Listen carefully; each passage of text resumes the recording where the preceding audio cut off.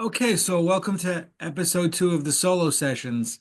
Again, sunglasses only for video because I'm not sure really where to look, and this actually it feels more comfortable to wear sunglasses.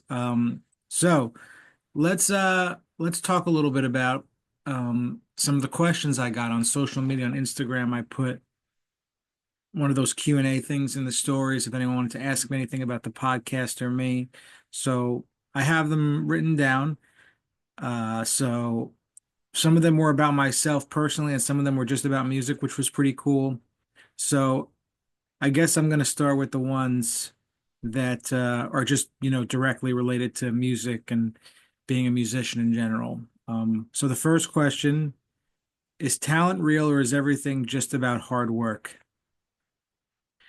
I think talent is real. There are certain people who certainly have a knack for playing their instrument.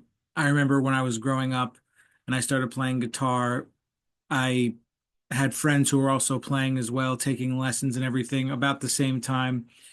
And they were certainly, ones that were struggling a little more than I did. And so I think I definitely had a knack for it growing up, that's for sure. It all depends on everything that you've grown up with, the music you were exposed to listening to. I think there's also other things that come into play, like, when I was a kid, I used to always like building Legos and stuff, and just using my hands to build other things like connect. So, I think talent comes into play when it's things like that. There are some people who just have a natural ability. But at the end of the day, it is really about hard work. You only get to a certain point when you have a natural ability, I think. There's parts of, things that we learn that we can just grasp quicker. Everyone is different, but I really do think hard work is everything.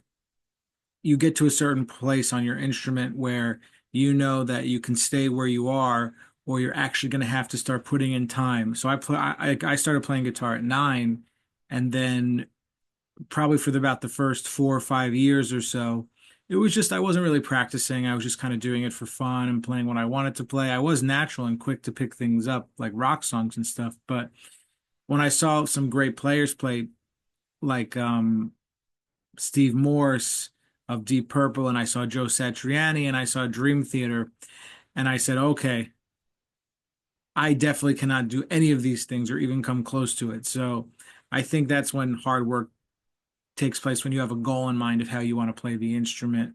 And I'm still working, very hard. Um, I am always learning new jazz standards. I'm always trying to practice new ideas. I'm always listening.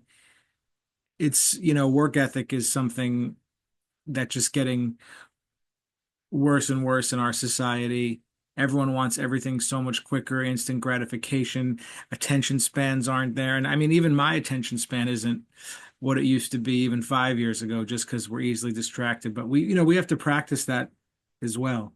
So I think it's a mix of both. Yeah, talent is real. There are people who have a natural ability, but you do want, if you have something you want to do, you got to put in the time. There's just no way around it. Okay. Second question. Do you need to know music theory to be a great musician? Again, it goes back to what you want to do. If you want to understand something complex like improvising in jazz and chord structures, you've got to know the theory behind it. There were some amazing players who played by ear, players who couldn't read music. Um, but even Jimi Hendrix knew music theory. I think to navigate on your instrument, you can only go to a certain point by ear.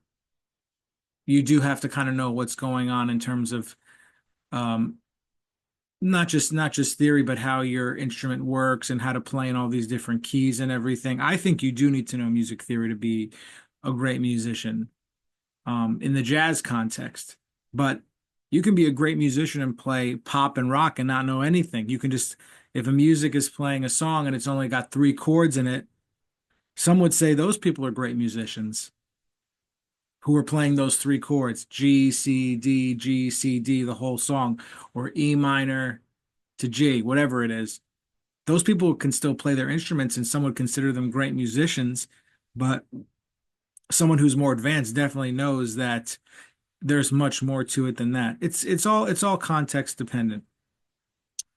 Okay. All right. So yeah, now I got some questions that were actually directed towards me in particular. Okay. This was actually very funny. I wasn't surprised I got asked this question. How did you get a gig at the Blue Note? Uh, I'm gonna be honest with you. I think I started emailing the Blue Note around 2012 or something like that. And I got my first gig there in 2015. It's 10 years ago already. Wow, it's crazy to think about that. I mean, I played there for years on and off for their late night series.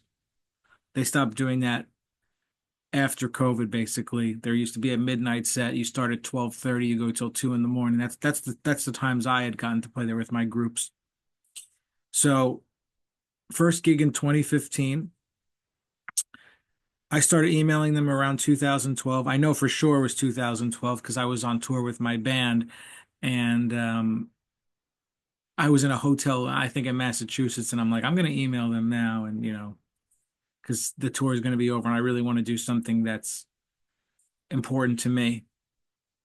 So just emailing them uh, for years, 3 years, in fact, consistently, there had to have been it was certainly at least once a month, maybe a little less, but yeah, at least 10 times through the year. So we're talking like 30 times. Let's call that conservatively 30 times.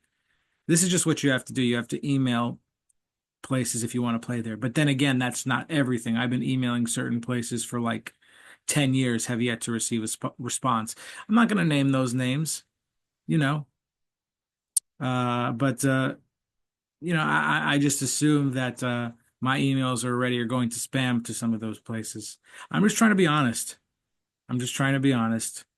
But yeah, just by emailing. Okay. Why did you stop shredding? Okay, this is because I posted a video of me on Instagram playing real rock and roll, Steve Vai style type music when I was 16 or something. Uh, and I was, I was kind of laughing to myself, like, wow, like I actually sounded good. Good when I was 16. Maybe I peaked when I was 16 or 17. But it was just a matter of like I started playing jazz when I went to Berkeley, and ever since then I really couldn't, keep playing that music. I do still have students who I teach that stuff to, who want to learn how to play like Joe Satriani and, more complex progressive rock music. I will still teach that, but I don't perform it or anything.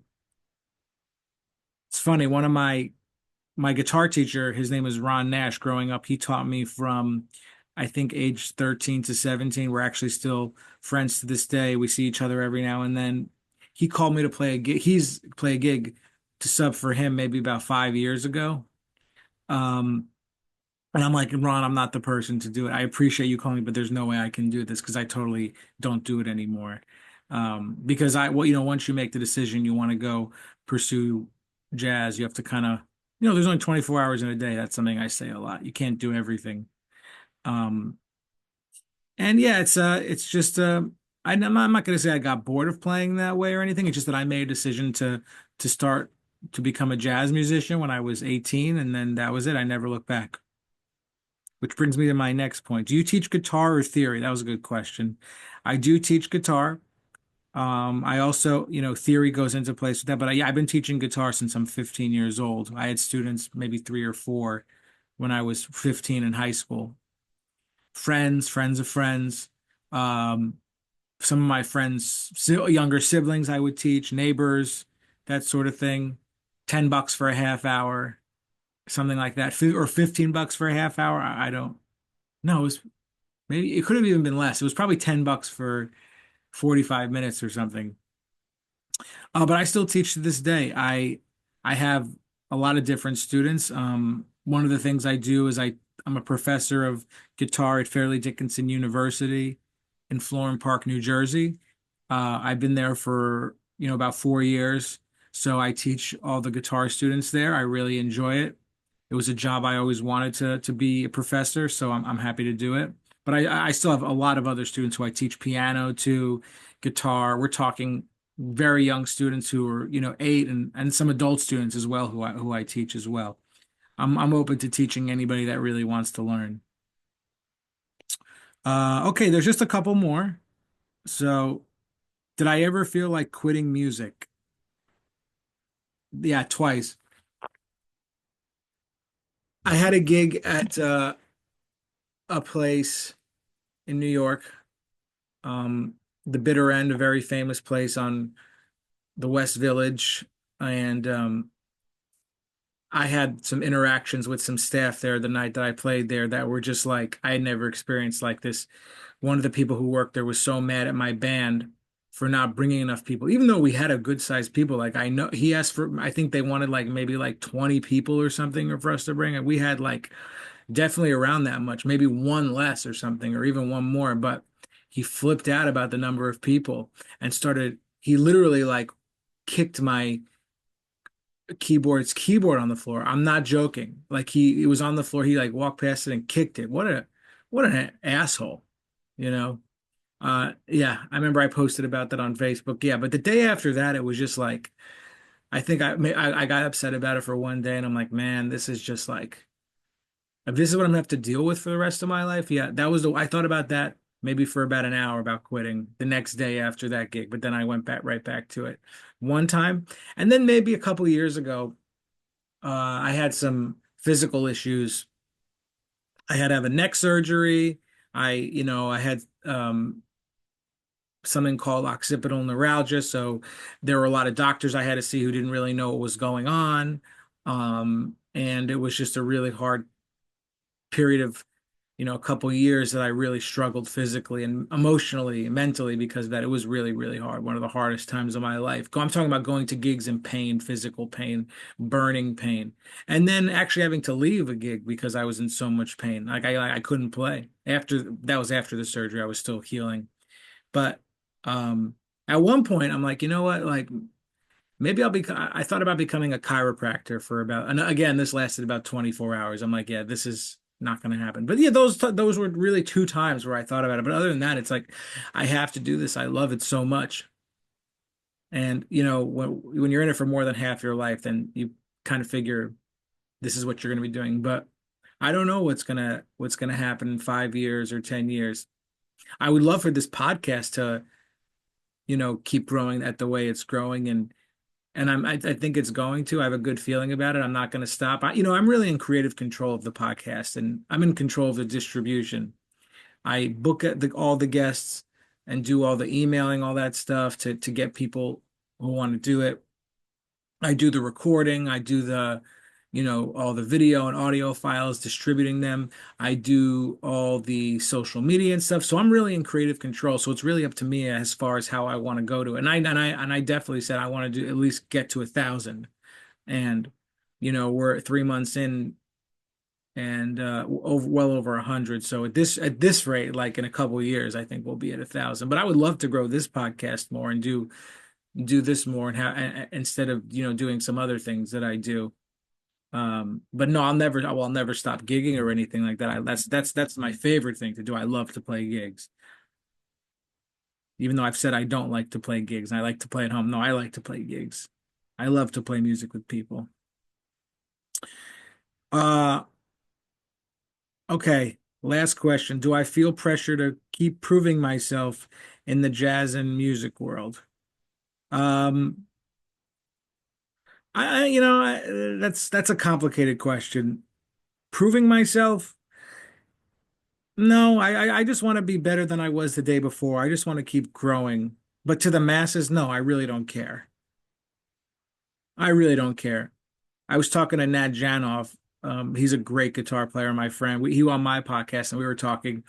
And it's like there are going to be people who absolutely love you, no matter who, and who hate you, no matter who you are. So you can't win.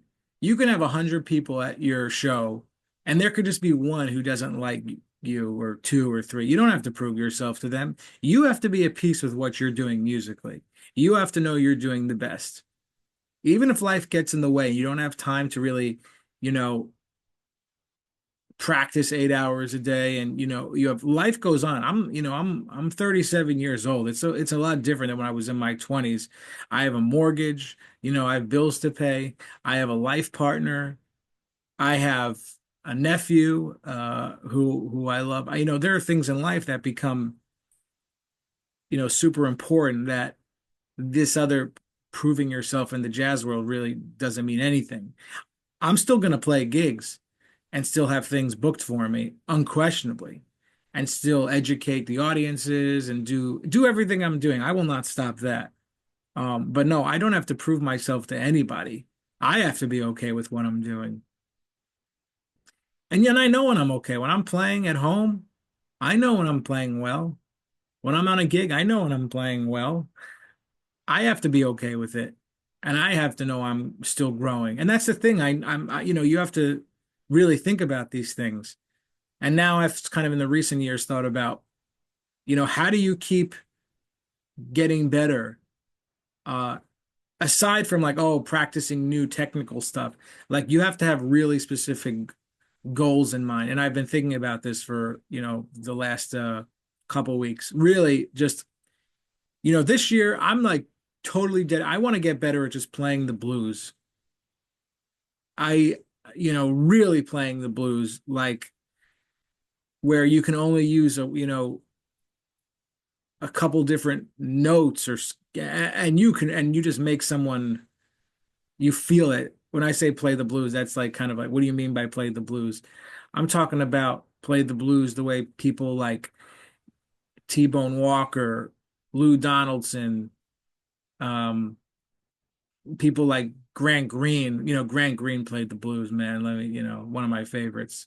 Like, so I'm really focused on that. I'm learning a lot of music that'll help me be able to do that. That's the goal. But then like last year, my goal was really like to play a lot of pop tunes more on jazz gigs, which was, I played songs by everybody from Queen, Elvis Presley, um, the Beatles, um, what else was there?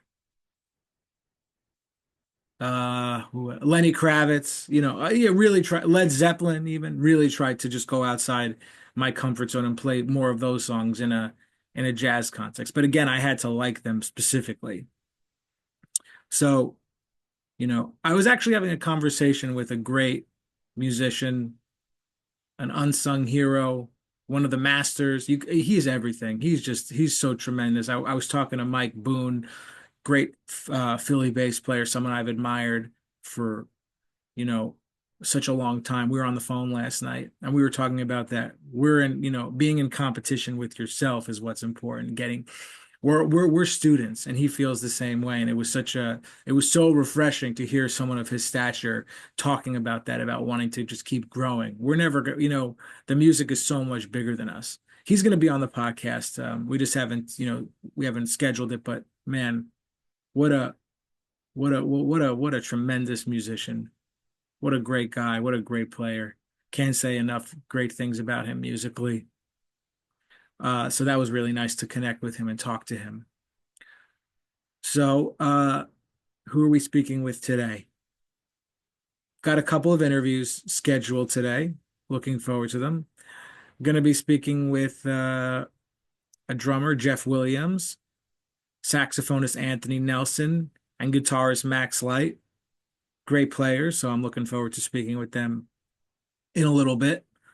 And there's a lot of great stuff on the calendar. I'm not going to mention every single person, but that stuff will be released today along with this episode. I'm enjoying this podcast. It's almost like I have to do it. I'm on a mission. The voices need to be heard. People need to tell their story. I think that's what's missing, to be honest. There's a jazz musicians out there who are so incredible, like thousands and thousands, but people don't know them personally. Even the people that they're close to, friends or family, don't know them, what their music means to them. So it's kind of like, let's say I interview somebody who has so many accolades and stuff. They might have family and friends who just don't get it and hear them, be interviewed. It's one thing when you're talking to your friends personally and explaining things to them, but when you're interviewed, it brings on a different light of self-expression. So, and we have to get our stories out. People go hear music jazz at jazz clubs, they go see it in restaurants, but they don't know. They need to hear more words, more conversation to really get. That's how the music will grow too, if people just get to know us better. If people get to know us better, if the musicians who play this music get to know us better personally, it's so important. I mean, we're in a age in our, we're at the time in society where it's just there's mental health is discussed more, and a big part of that is just when a big part of keeping your mental health on check is just by talking to friends, talking to family, just in general. So conversations are super important for connection. You can really tell someone, you can tell people who are uh they're just not totally disconnected from speaking to other people. It's a shame. It's a shame people who really just can't relax and just communicate back and forth openly and honestly with no judgment. People, it's almost having conversations is becoming a lost art form. It's the same thing with the dating world. People can talk on apps back and forth, texting a million times on Bumble or whatever, and then they go to meet in person. They can't even have a conversation. It's really amazing. But let's leave it at that. Um, Solo episode number two, just some thoughts, answering some questions. And thank you for listening. And I will see you down the rabbit hole.